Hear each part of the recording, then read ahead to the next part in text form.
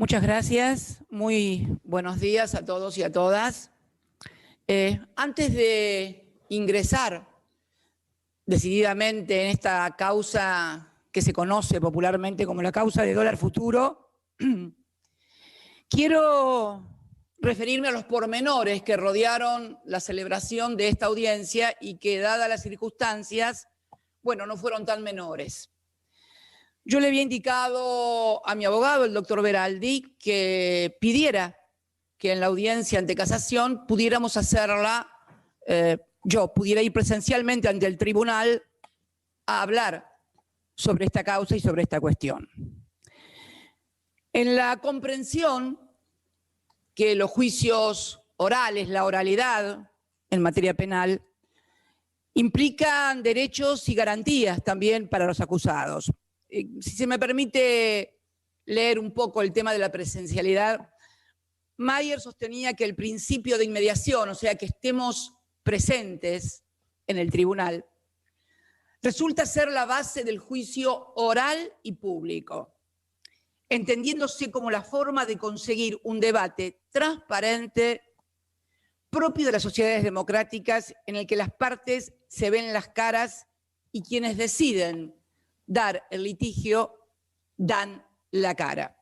Esto fue lo que motivó mi insistencia en la presencialidad que me fue denegada por ese tribunal.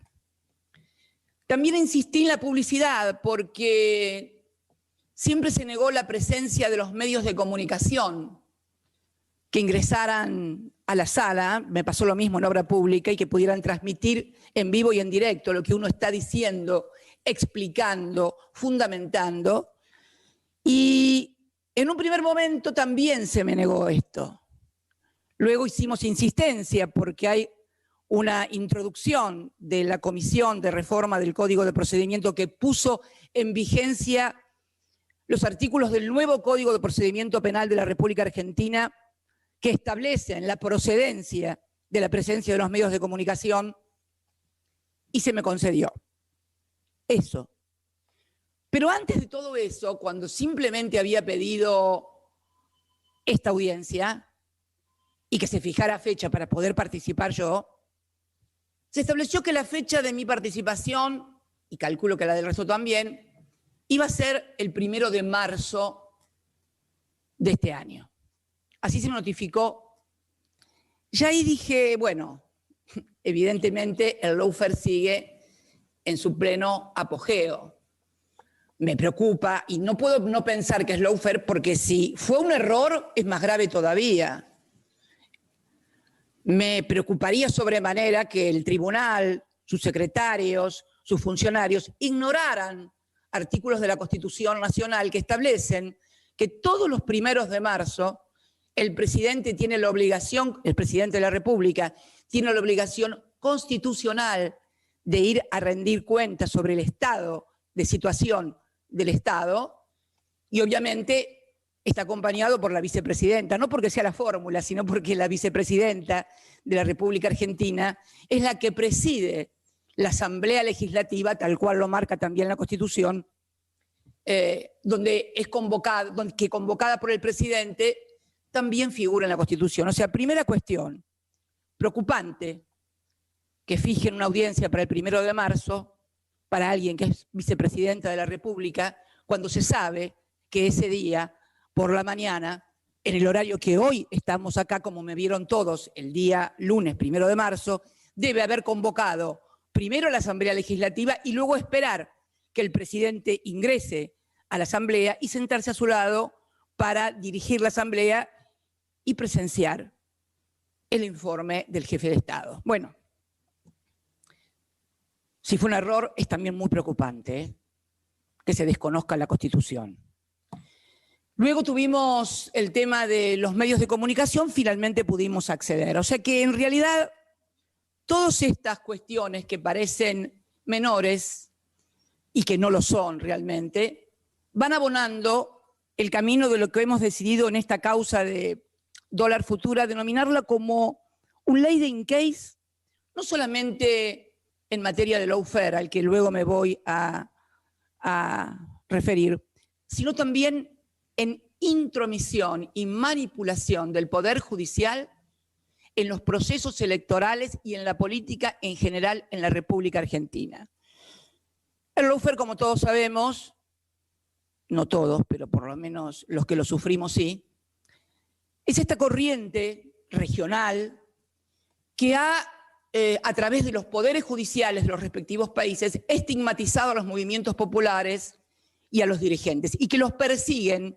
Ya no era necesario encarcelarlos como le pasó a Irigoyen en el año 30, porque, si me permite una digresión, señor presidente, hay toda una cuestión de que las causas de corrupción solamente atañen al peronismo. Bueno, lamento informar que el primer presidente acusado de corrupción y juzgado y encarcelado no fue Juan Domingo Perón, que tuvo que huir del país tras ser derrocado. Fue Hipólito Yrigoyen, primer presidente de la Unión Cívica Radical, cuando la Unión Cívica Radical encarnaba al movimiento popular y nacional. Bien. Ha sido sustituida estos golpes de Estado que casualmente, y para hacer una referencia histórica, fue legitimado por la Corte Suprema de Justicia de aquel entonces, en 1930, instalando la doctrina de facto. Y bueno, allí empezó una serie de golpes militares que sacudieron la Argentina y la región también, donde la seguridad nacional y la persecución a los movimientos populares se hacía a través de las Fuerzas Armadas. La experiencia argentina de Memoria, Verdad y Justicia culminó con un proceso que había iniciado también el presidente Alfonsín con el juicio de las juntas militares, en donde finalmente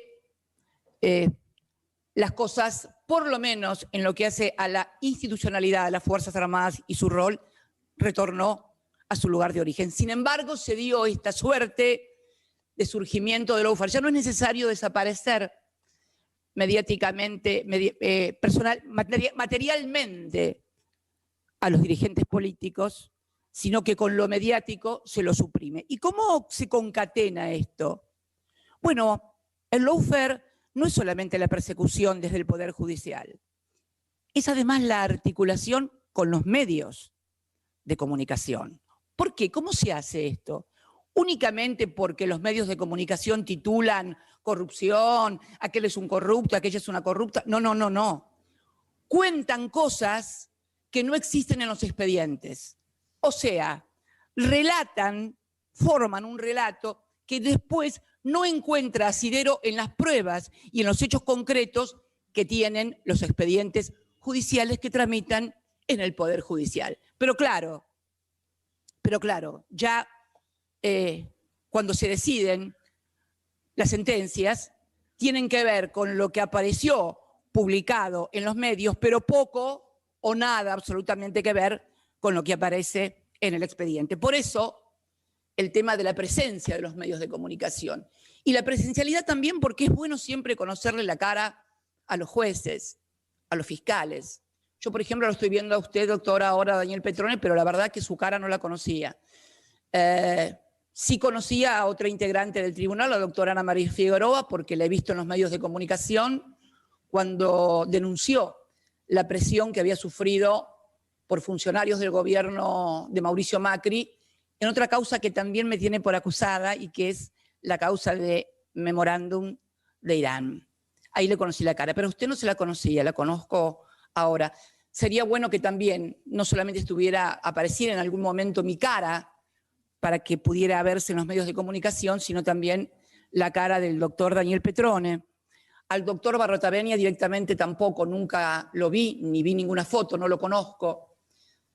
Siempre el anonimato de quienes deciden determinado tipo de causas siempre es muy conveniente.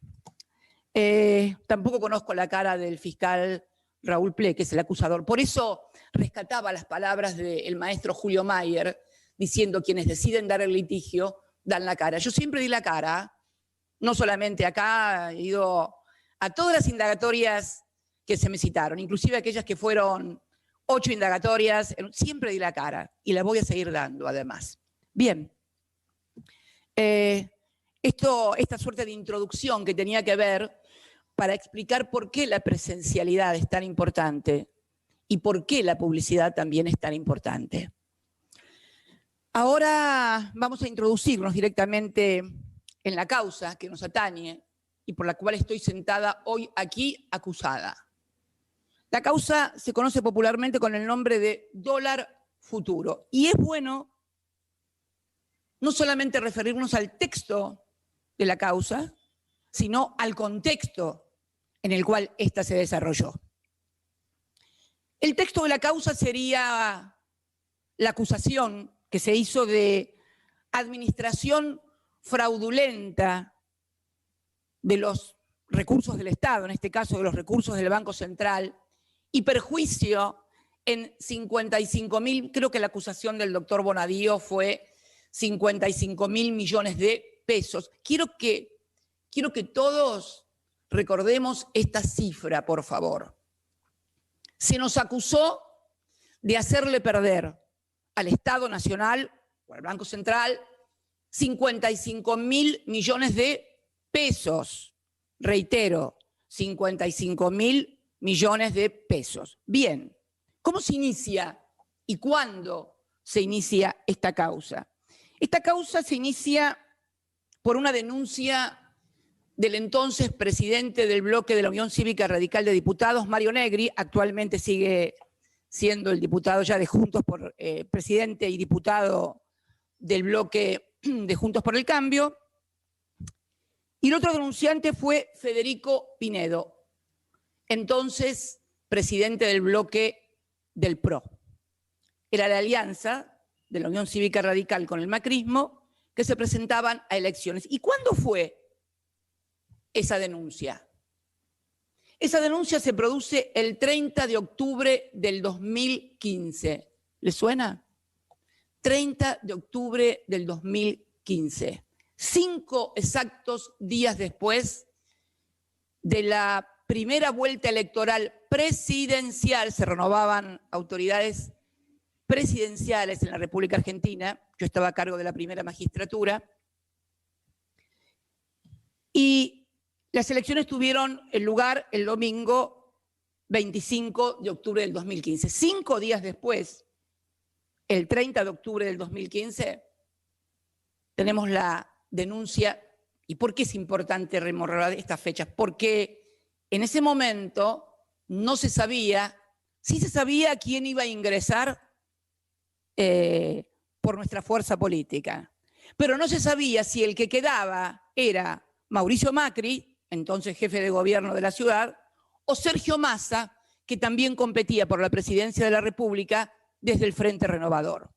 Curioso, ¿no? Que 5 días después de definido que el proceso electoral se disputaba entre Daniel Scioli y Mauricio Macri, recién allí, se hace la denuncia de Mario Negri y Federico Pinedo. ¿Y qué denuncian? ¿Qué denuncian ellos? Denuncian que desde septiembre hasta octubre el Banco Central ha venido perdiendo muchos dólares, ha venido perdiendo reservas a través de un instrumento del mercado financiero, del mercado cambiario, denominado contratos de dólar futuro. ¿Qué decían? Que a través de esos contratos de dólar futuro, mi gobierno favorecía a amigos con esos contratos y ocasionaba pérdidas de dólares y de reservas. Bien, no había cifras todavía de este perjuicio, pero la figura que denunciaron públicamente y que por supuesto fue reproducida a tambor batiente por todos los medios de comunicación hegemónicos, operaciones para favorecer amigos del gobierno en materia de dólares. Ustedes saben, doctor, y ustedes saben, a todos los que nos están escuchando, el efecto de encantamiento que la palabra dólar provoca, no solamente en los agentes económicos, sino, lamentablemente, en todos los argentinos y las argentinas. Bien. ¿Dónde cae esta denuncia? Segunda parte. Se sortea en Comodoro Pi la denuncia de Mario Negri y Federico Pinedo. ¿Y dónde cae?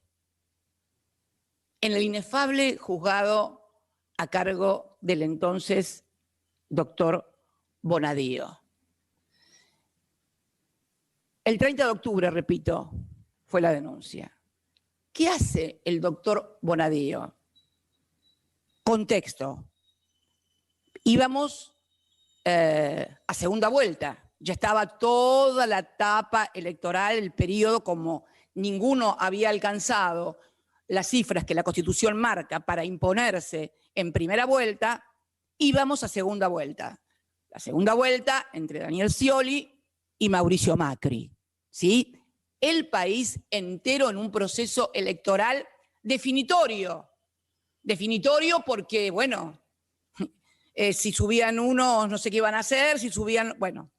Después vamos a ver cómo ustedes, los jueces, influyen en la vida de los argentinos, que no se dan cuenta que muchas veces las decisiones que ustedes toman van a impactar definitivamente en su bienestar y en su vida. Lo vamos a explicar en este ámbito. Bien, el 17 de noviembre del 2015, 17 de noviembre del 2015, martes 17, a las 12 horas, en plena rueda cambiaria abierta, usted sabe que se abre a las 10 el mercado, cierra a las 15 horas, con todo lo que esto implica. Elecciones presidenciales. Irrumpe en un allanamiento en el Banco Central, en la mesa de dinero del Banco Central, Bonadío. Obviamente, imagínense, ¿cuál era el objetivo? Provocar una corrida, una devaluación, un desastre para todos. El desastre iba a venir más tarde, pero bueno, eso los argentinos no podían saberlo tampoco. Allanan el 17 de noviembre. Si me permite una digresión con respecto a Bonadío y las fechas de sus allanamientos.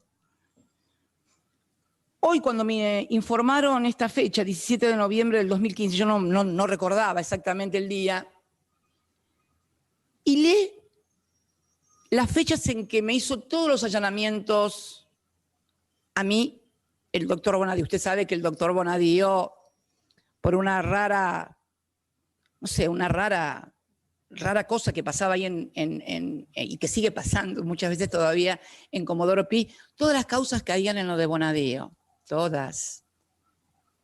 Ergolini únicamente fue un juez que todo...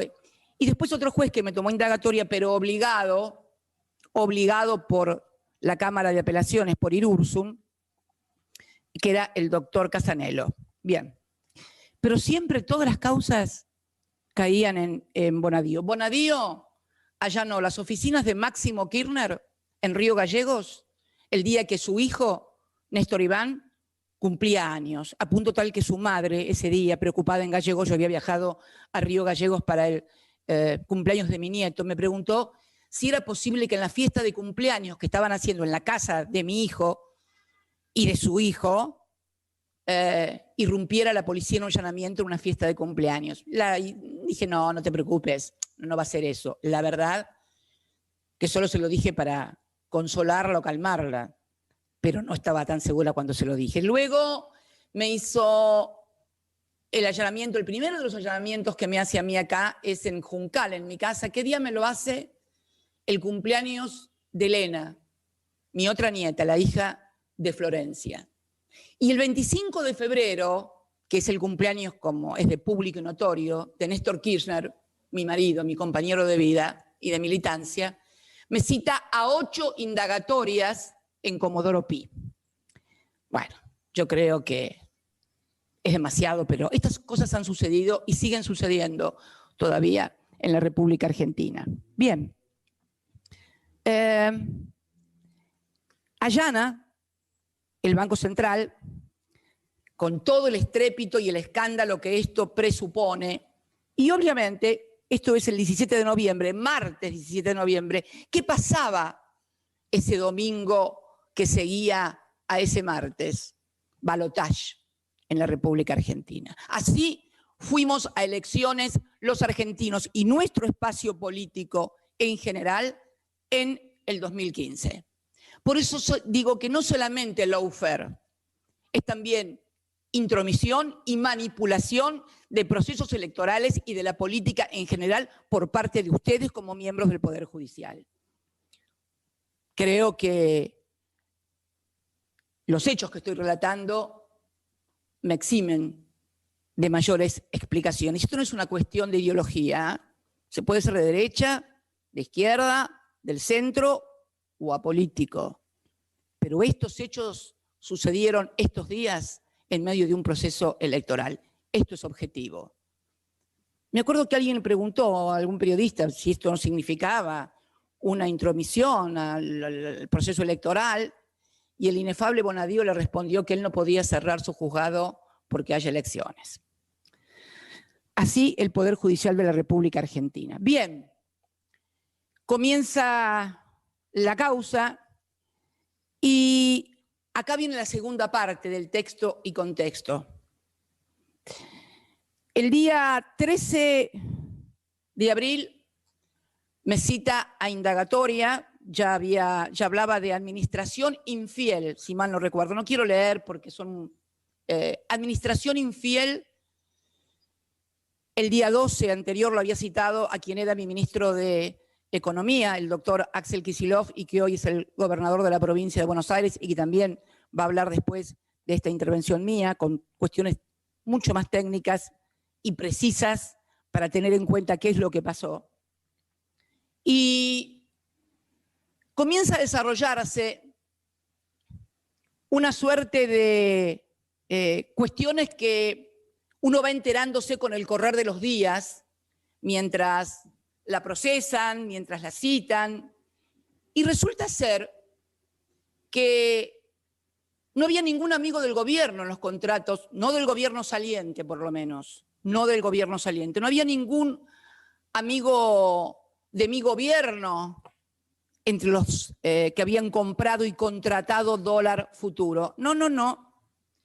Estaban todos los amigos de quien ya era presidente de los argentinos, de Mauricio Macri. Es más, había funcionarios de su gobierno.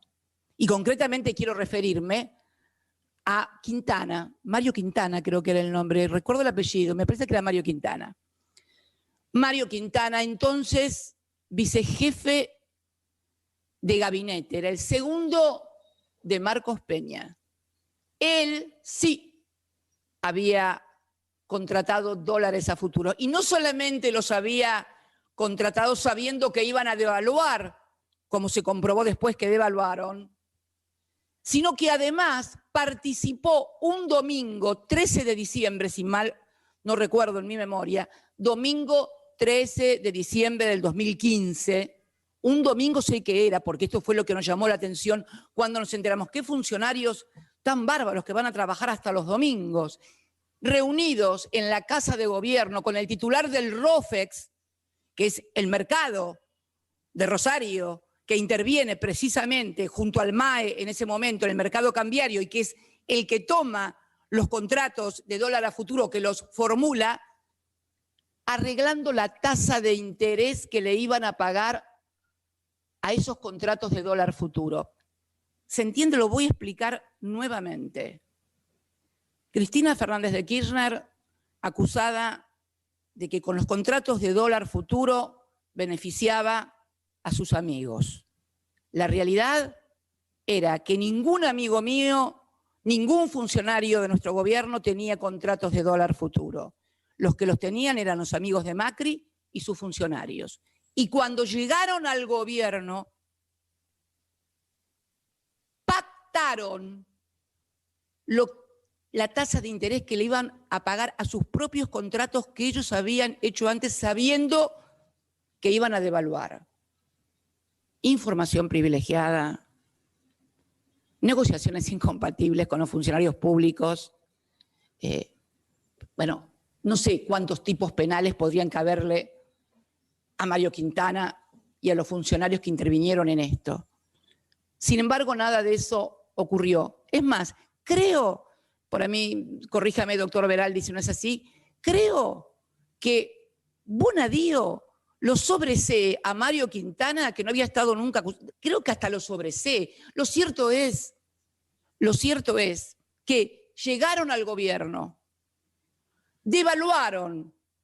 Ellos dijeron que no iban a devaluar, está todo escrito y está todo documentado. Devaluaron, usufructuaron la devaluación en los contratos de dólar futuro que ellos habían realizado, y los que estamos sentados acá y acusados somos nosotros, que somos los que desendeudamos al país, que somos los que le pagamos la deuda al Fondo Monetario Internacional, en fin, pero no todo termina acá. Esto estoy hablando del año 2016 y estamos en el año 2021. Recién en el año 20, recién 4 años después, se hace una pericia hecha por los peritos contables de la Suprema Corte de Justicia y se determina 4 años después, lo que se tendría que haber determinado al 10 de diciembre del 2015, que nunca hubo un perjuicio, que al contrario, que el balance del Banco Central fue positivo, que con nosotros el Banco Central acrecentó sus ganancias.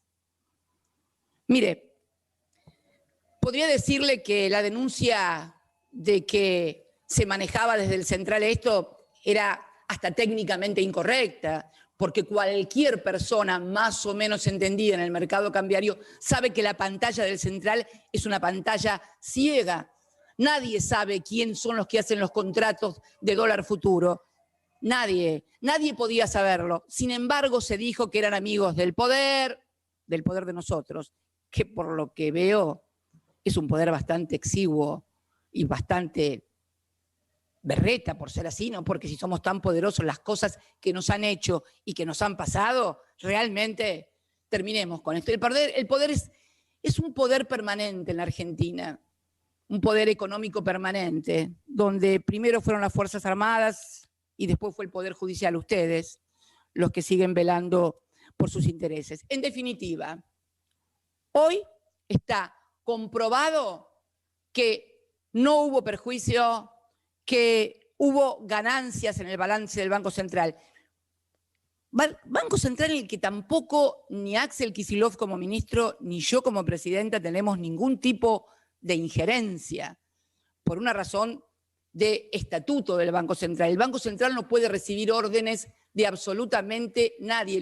Y además, esta teoría, que es la teoría del alter ego que querían derrumbar los bonistas diciendo que el Banco Central es exactamente lo mismo que la Argentina, la puso prácticamente en crisis Bonadío, pero como ya iban a arreglar con los bonistas, tampoco había ningún problema. ¿Qué es la teoría del alter ego? Los bonistas decían que el Banco Central es el alter ego de la presidencia y que por lo tanto los recursos del Tesoro Nacional son lo mismo que las reservas del Banco Central. ¿Cuál es la diferencia? Que con las reservas del Banco Central ellos no las pueden embargar y con los fondos del Tesoro sí. Por eso es tan importante seguir diferenciando la personalidad totalmente separada del Banco Central de quien ejerce la primera magistratura del Poder Ejecutivo y de cualquier otro poder en la Argentina. Todo esto se lo pasaron Dios sabe por dónde. Nada fue aplicado. Todos los códigos fueron violados, todas las normas fueron violadas, toda la razón fue violada y seguimos hoy, 5 años después, sentados acá en el sillón de los acusados. ¿Y qué pasó en el mientras tanto en el país?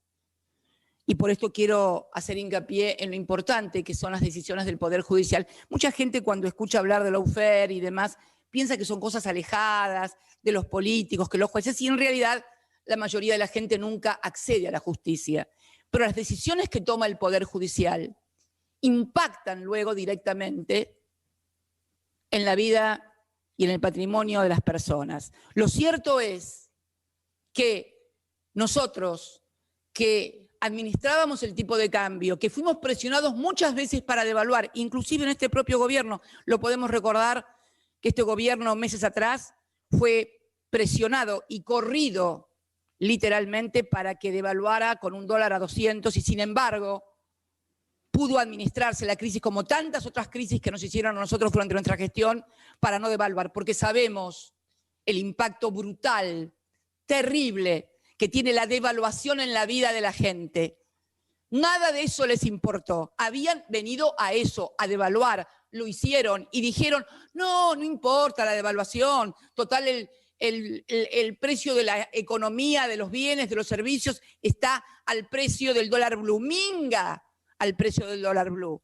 El precio del dólar era 9,74 cuando yo dejé la presidencia y los bienes y servicios de la República Argentina estaban con un dólar a 9,74. Cuando el genio de las finanzas, Pratt Gate, dijo que no, que estaba todo a 15 o 16 pesos, que era el precio del dólar blue, todo a los demonios. Hicieron una devaluación de, no me acuerdo si era el 40, el 60%, catastrófica. Vinieron para eso. Y ustedes, el Poder Judicial, contribuyeron a que ese gobierno ganara las elecciones e hiciera lo que hizo después. Ustedes también son responsables de lo que pasó y de lo que está pasando en la República Argentina. Y realmente me da mucha bronca porque la que sufre es la gente. No podemos aumentar a los jubilados porque estamos endeudados hasta acá.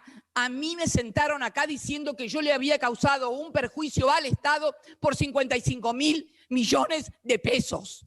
Y volvieron a endeudar al Fondo Monetario Internacional, lo trajeron de vuelta. Néstor lo había sacado del país y lo volvieron a traer con 44.000 millones de pesos para ayudar a la campaña presidencial de Macri. Y ni así pudieron. Hoy los argentinos debemos 44.000 millones de dólares más y ustedes también son responsables. No miren para otro lado, porque ustedes causan también, junto a los medios de comunicación, climas en la República Argentina que finalmente impactan en los agentes económicos y en la economía. Y así estamos. Y no es la primera vez que nos pasa. Nos pasó con el megacanje. Néstor es un hijo de la crisis del 2003. Jamás hubiera llegado a presidente si no hubiera pasado lo que pasó en el 2001. ¿Y quién estaba también en ese 2001? Sturzenegger, el que era presidente del Banco Central, el que nombraron presidente del Banco Central, el devaluador que hoy da clases en la Universidad de Columbia. Y claro que va a seguir dando clases en la Universidad de Columbia. Lo sobreseyeron en anteriores causas que tuvo cuando fue partícipe también de lo que pasó con el megacanje, aquella mega devaluación que casi nos puso el país patas para arriba. Y ustedes, usted, doctor Petrone, y usted, doctor Barretaveña, nos negaron el recurso cuando nuevamente en esta causa de dólar futuro, a raíz de las denuncias que habíamos hecho en otras dos causas, lo sobreseen. Acá tengo el sobreseimiento de Bonadío, que también lo habíamos acusado por todo lo que había hecho. Bueno, la Corte todavía tiene el recurso, está terminado, obviamente, por la muerte del juez. Pero acá tengo todavía el tema de Sturzenegger, Federico Adolfo. Nosotros presentamos un recurso extraordinario federal en otra causa, pero que está también en esta sala, en su sala. Y nosotros presentamos un recurso apelando el sobreseimiento de Sturzenegger, que ya lo habían sobreseído en el 2001, y lo volvieron a sobreseer, y seguramente va a venir por alguna tercera vez y volverá a hacer lo mismo. Esto fue tramitado en el juicio, en el juzgado del entonces doctor Torres. Torres lo sobreseyó. La Cámara de Apelaciones, integrada por los inefables Bruglia, Bertuzzi y Llorens, también le confirmaron el sobreseimiento, y usted y Petrón y Barretaveña nos negaron el recurso de apelación ante la Corte de ese sobreseimiento de los endeudadores seriales del país, de los que sí han cometido delito. Díganme si ustedes no tienen que ver en lo que pasa en el país. Lo sobreseyeron en el 2001 y ahora lo vuelven a sobreseer, y el señor sigue dando clases en Colombia. Y el presidente que nos volvió a endeudar, devaluando y devaluando, va a ver partidos de fútbol a Qatar. Y nosotros, Axel Kicillof, mi ex ministro de Economía, hoy gobernador de la provincia de Buenos Aires, sentados acá conmigo, junto también a Pese, presidente del Banco Central, fue mi vicepresidente del Banco Central y de Néstor durante 12 años y medio. ¿Cómo que no tiene que ver que se despabilen los argentinos de una buena vez por todas? El Poder Judicial incide todos los días en la vida de los argentinos, en las mujeres que masacran en femicidios espantosos cuando ustedes como jueces y fiscales se quedan sentados y no pasa nada, y no hacen nada. En los que quieren justicia porque tienen recursos presentados en quiebras, como decía el otro día, lo describió muy bien el presidente en el mensaje del 1 de marzo, cuando habla claramente de cómo incide el Poder Judicial en la vida de la gente. Y en este caso puntual de dólar futuro, algo que tanto influye en la vida de los argentinos, y en el endeudamiento. Permítame decirle que ahora escucho cosas que no escuché en aquel entonces. Ahora escucho a varios periodistas decir, bueno, no, esto es la verdad que dólar futuro, la verdad que dólar futuro no es una cuestión judiciable, es una cuestión de políticas de Estado. Ahora dicen que no se pueden enjuiciar políticas de Estado. Sospecho que están diciendo esto a partir de que el presidente decidió iniciar querella criminal por el criminal endeudamiento que tomaron con el Fondo Monetario Internacional en el 2018. Sospecho que van a querer decir, bueno, dólar futuro, no es igual, no es igual. Acá, en esta causa, no hubo ningún perjuicio económico. Acá, los contratos de dólar futuro que se instrumentaron durante la gestión nuestra hasta el 2015 eran de acuerdo a las normas que establece este contrato. Lo que hizo Mauricio Macri con el préstamo al Fondo Monetario Internacional hasta violaron el estatuto del fondo, violaron todas las normas internas de la administración pública, y además afectaron los 44.000 millones de dólares, no a estabilizar la economía, al contrario, cuanto menos malversación de caudales públicos, cuanto menos incumplimiento de los deberes de funcionario público, cuanto menos, no soy leguleya, no quiero convertirme en quien juzgue, pero esto es lo que está pasando. Yo sentada acá, acusada en una causa de dólar futuro que se manipuló y se armó al calor del proceso electoral, y luego de 5 años van a ser que estamos con esta causa. Hay una pericia contable hecha por los peritos de su corte, Petrone, que dice que no hubo perjuicio, que el balance es positivo, y yo sigo sentada acá. Y el otro en Colombia dando clases, y el otro mirando partidos de fútbol en Qatar. Y usted quiere convencerme a mí, a los argentinos, que hay justicia en este país y que hay un poder judicial en serio. Por favor, mire, creo que cuando me sigan en el uso de la palabra, el gobernador Kicillof y el presidente del Banco Central, el licenciado Pese, van a explicar todas las cuestiones técnicas.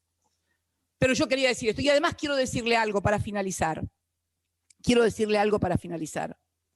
El contexto en el que estamos hoy. Estamos en un contexto, así como estábamos en un proceso electoral de contexto, hoy estamos en un contexto también muy particular. En un contexto donde, por ejemplo, el presidente de Casación, el doctor Gustavo Hornos, que preside la Casación, que todos ustedes integran, se comprobó que iba a reunirse con Mauricio Macri en la Casa Rosada. Yo sé que ustedes piensan, porque leí en los diarios que le han pedido que renuncie a la presidencia, pero la verdad que debería hacer algo más. ¿Y sabe por qué le cuento? Porque también a mí me acusaron de reuniones con el doctor Casanelo en Olivos. Debe estar enterado, porque todos los medios de comunicación de este país decían: Cristina se reunió con Sebastián Casanelo en Olivos. Es más, hubo testigos que afirmaron el día y la hora que lo hicimos, hoy procesados por falso testimonio. La verdad que la primera vez que vi a Casanelo fue cuando me citó a indagatoria, obligado por el doctor Martín Irursun, el autor de la doctrina de, ¿cómo era? Poder residual, ¿no? O sea, prisión preventiva por el peligro del poder residual. Fíjate, prisión preventiva por ejercicio de poder residual. A mi secretario, que lo estoy viendo acá, entonces mi secretario, el doctor Mariano Cabral, hoy prosecretario administrativo de este cuerpo, el doctor Martín Irursun en persona lo citó como testigo a la Cámara Federal en Comodoro Pi para que dijera si Casanelo había ido a Olivos. Obviamente no había ido a Olivos, nunca lo fue. Ahora bien, se comprobó que todo eso era mentira. Pero está claro que si se hubiera comprobado que era cierto, era una conducta penalmente reprochable. Porque si fuera solamente una cuestión de ética o de maneras, nadie cita a dar testimonio en una Cámara Federal Penal por una cuestión ética o de valores o de estilo. Es porque se presume que si alguien tiene que declarar sobre un hecho, ese hecho es penalmente reprochable. No creo que ustedes pierdan el tiempo haciendo audiencias testimoniales para condenar a alguien éticamente. Calculo que hacen audiencias testimoniales porque se trata de hechos penalmente reprochables y por lo tanto hay que investigar. Bueno, es exactamente lo mismo que hizo Hornos.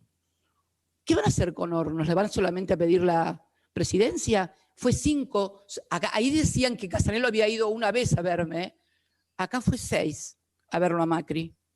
¿Va a seguir siendo miembro de la casación? Porque si renuncia a la presidencia, termina integrando su sala y va a votar, como ya sabemos que votó en las causas mías, que coincidía cada vez que lo iba a ver a Macri, un sablazo en la cabeza a Cristina. Va a seguir siendo, pero mira vos, y nos quieren convencer que ustedes son imparciales y que nos juzgan imparcialmente. La verdad, doctor, es un espanto. Pero seguía con esto de el tema de la importancia del Poder Judicial en la gente, ¿no? Y el contexto. Estamos con este contexto. O con lo que pasó ayer, no, ayer fue, creo. ¿Cuándo fue lo de Stornelli? Antes de ayer. Bueno, yo lo vi ayer recién. Ayer me tocó ver y escuchar al señor fiscal de la Nación. Había escuchado y se había comprobado que le había querido poner droga en el ejercicio de su fiscalía a el ex marido de su mujer.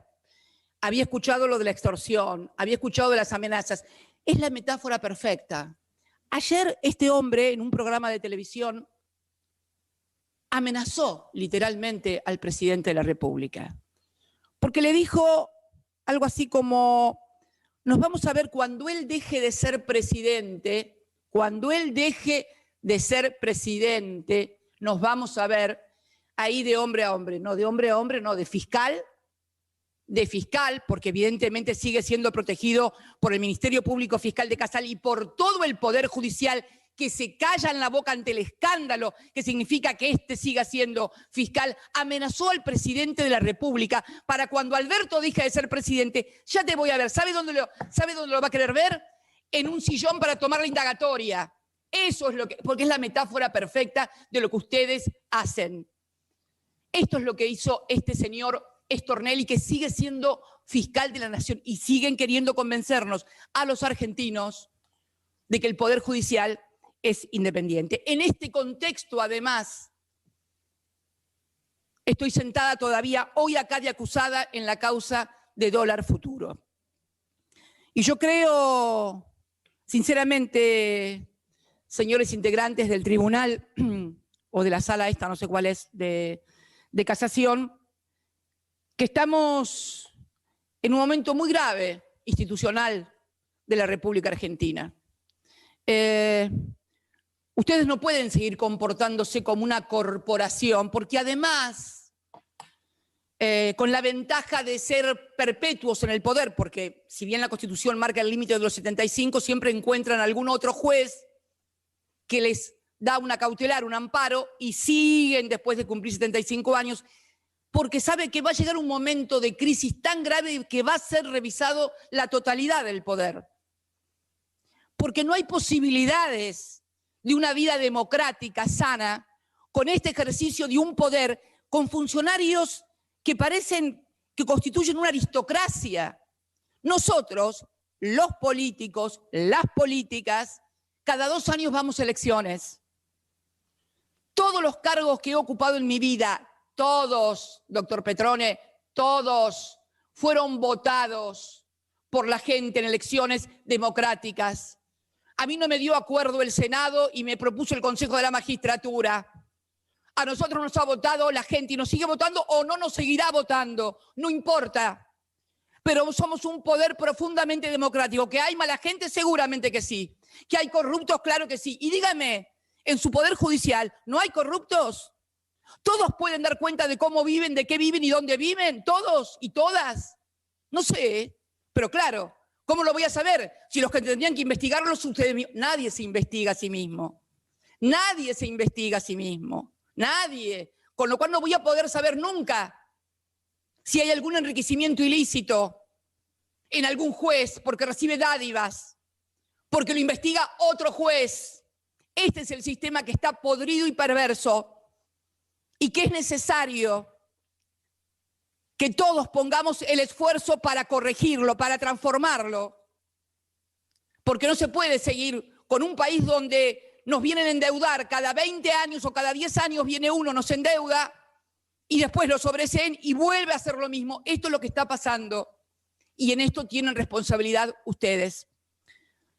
Yo seguramente después de mí va a hacer uso de la palabra Axel Kicillof y Miguel Pese, que van a dar seguramente mejores especificaciones técnicas de las que puedo dar yo, porque además ese es su métier, ha sido su profesión durante años y lo han hecho muy bien. También, y permítame una digresión, que Axel Kicillof, que fue mi último ministro de Economía, hoy es gobernador de la provincia. No hay otro caso de que alguien que haya tenido el nivel de exposición y que haya sido ministro de Economía haya llegado a un cargo electivo de la importancia de ser gobernador de la provincia de Buenos Aires, donde se congrega el 40% de la población. Tan mal no le debe haber ido a la gente con nuestras políticas en los 12 años y medio para que hoy Axel sea gobernador de la provincia de Buenos Aires. Y termino diciéndole que mi abogado me había dicho, bueno, y tenés que pedir el sobreseimiento. Leía hoy en los diarios y Cristina va a pedir el sobreseimiento. ¿Sabe qué? Yo no voy a pedir ningún sobreseimiento. ¿Sabe qué, doctor Petrone? Yo voy a pedir que apliquen la Constitución, que apliquen los códigos de fondo y de forma. Está todo escrito, no tiene que inventar nada. Aplicar la ley, que es lo que vengo reclamando desde siempre. Apliquen la ley y lo que dice la Constitución. A todos y a todas, no solamente en un ejercicio donde se articulan con los medios de comunicación para decir lo que no es o para tener pruebas que no existen en ninguna parte del expediente. Por eso quiero agradecerle finalmente, me hubiera gustado hacer esto personalmente, lo reitero, quiero agradecerles la posibilidad de haber expuesto ante ustedes y bueno, no les voy a pedir el sobreseimiento, hagan lo que tengan que hacer. Muchas gracias. Bueno, ahí escuchábamos a la vicepresidenta de la Nación, Cristina Fernández de Kirchner. Poco menos de una hora fue su exposición. Finaliza diciendo, no pido sobreseimiento, claro. Pido que apliquen la Constitución. La ley también sería en este caso. Entiendo, Ari, esto podés explicarlo vos mejor, su abogado, y se entiende, es lo que solicitan, o al menos quienes también van a hablar ahora a continuación, ¿no?